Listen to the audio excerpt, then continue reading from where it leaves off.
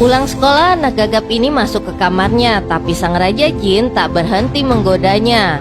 Karena Raja Jin menganggap sang anak ini sebagai tuannya. Lalu ia berteriak kepada ibunya, dan Raja Jin muncul menghadangnya.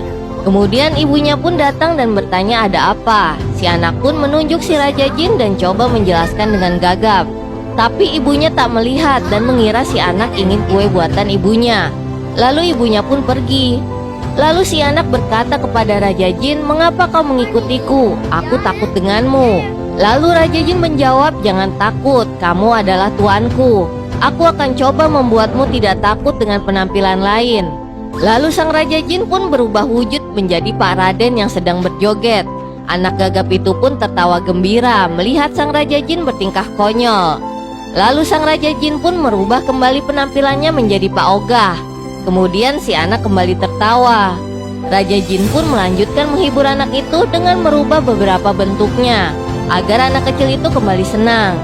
Dan sampai akhirnya anak itu pun merasa bahwa sang Raja Jin bukanlah sosok jahat. Lalu anak kecil itu bertanya, "Siapa kau sebenarnya?" Lalu sang Raja Jin berkata, "Aku adalah sang Raja Jin Karkimuki yang 3000 tahun lalu dikutuk ke dalam sebuah patung. Dan kau telah membebaskanku dari kutukan itu. Dan sekarang aku di sini untuk membantumu." Tapi tiba-tiba sang anak diganggu oleh tawon yang terbang. Melihat itu sang Raja Jin pun memperlihatkan kesaktiannya di hadapan sang anak. Sang anak pun merasa takjub melihatnya. Kemudian membunuh tawon tersebut. Lalu sang anak pun bertanya binatang itu telah mati.